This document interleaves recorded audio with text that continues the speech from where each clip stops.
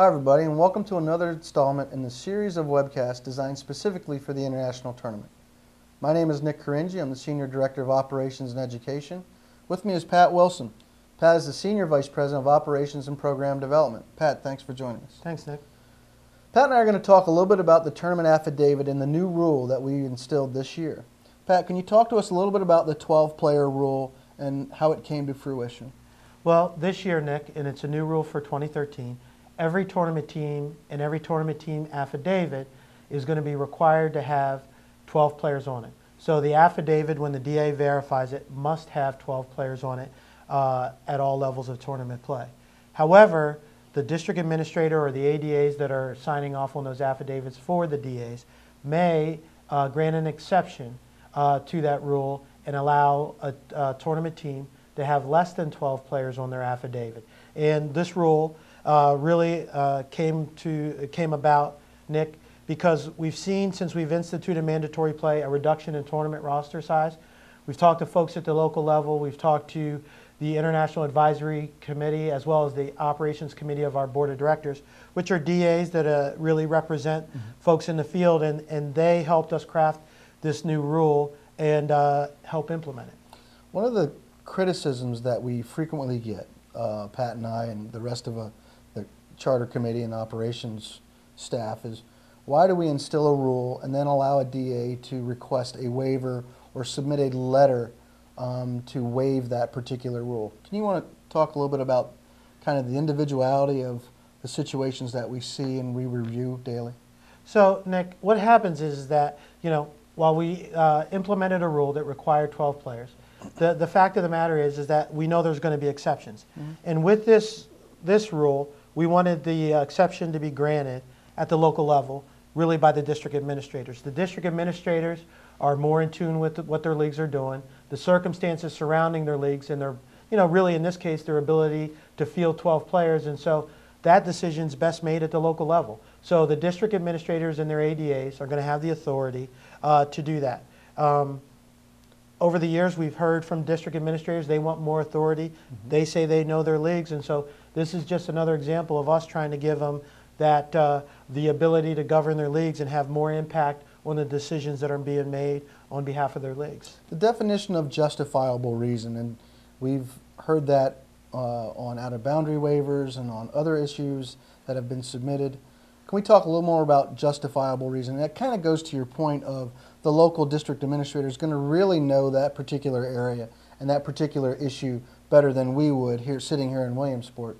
But can you just kind of expand a little bit about our thoughts on justifiable? Absolutely. So the district administrator and their ADAs are going to be able to grant an exception for those leagues that can't field 12-player on their affidavit/tournament roster.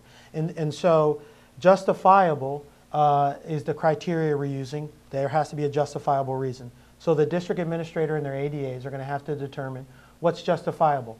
They're going to know if a league only has one regular season team or two regular season teams and not really have enough players to field a full 12-player roster. While that's a justifiable reason, the fact that they don't want to carry 12 players because they don't want to fulfill the mandatory play requirements is not a justifiable reason, especially when they have 6 regular season teams, 7 regular season major division teams, for example. And so the discretion's with the DA.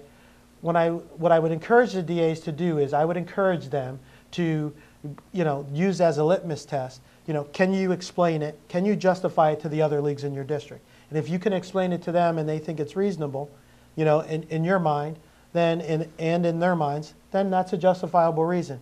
If the other leagues in the district aren't going to buy the reason that the league presented to the district administrator, then it's probably not a good idea to sign off on that affidavit. If you put 12 players on a roster, this is another question that was submitted in. If we put 12 players on the roster, do they have to show up at every game? Very common question. Yeah, well, Nick, we expect them to show up. And the reason why we expect them to show up is that those kids are putting in practice hours. They've made the commitment to not go on vacation, play on that tournament team. And so the full expectation is that if they're on the tournament affidavit, the tournament roster, then they're going to participate. And we don't want to hear stories about, we do still hear them, managers and coaches telling kids to stay home, or sit in the stands, it's your turn to rotate out tonight and not play.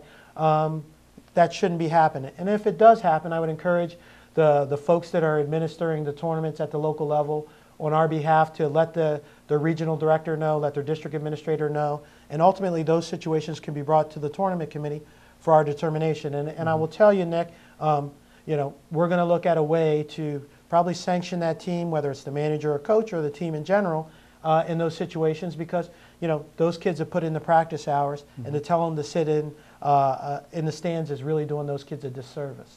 In a situation where a league refuses to put 12 players on a team, let's say that they put 11, and they go to their district administrator, they request the district administrator to sign off, and they've presented what they feel is a justifiable reason. The district administrator does not believe that. What's their recourse? What is their next step in that situation? Like any situation, Nick, the local league will have the ability to bring that situation through the district administrator, through the regional office, up to the tournament committee in Williamsport. I can tell you that, we're going to ask for the DA's feedback. We've given the district administrators this authority, and for us to overrule their decision without overwhelming evidence that it's a justifiable reason and the district administrator didn't accept it would be us doing a disservice to those district administrators. So am I going to say it's never going to happen? I'm not going to say that, but we're definitely going to rely on the judgment of the district administrator in this situation.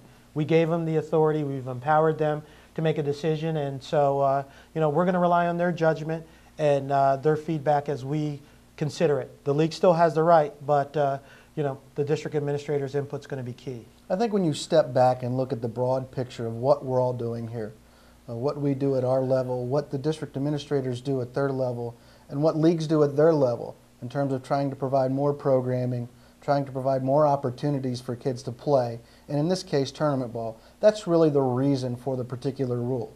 So, Pat, I want to thank you for coming and clarifying that. I appreciate it. Thanks, Nick. Well, that will do it for this particular segment. Stay tuned for more segments as we roll through tournament. Thanks for joining us. I'm Nick Caringi, and this is Pat Wilson.